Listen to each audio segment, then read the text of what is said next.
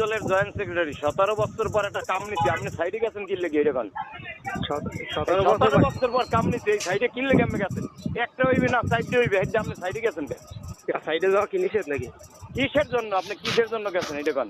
না না সাইডে যাওয়া নিষেধ। আমি অনিয়ম করলে শেষ করে এলাইছে 17 বছর পর এত যুদ্ধ করে এরপর আইছে, এখন আইছেন আপনি সাইডে দিয়া, কারণ এই মানে হইছেন না সাইডে যাই আপনার মানে আপনি কাজ অনিয়ম করবেন, সেটা সাইডে যাওয়া যাবে না। আপনি অনিয়ম করলে আপনি কেটা হাইটে কম দিই?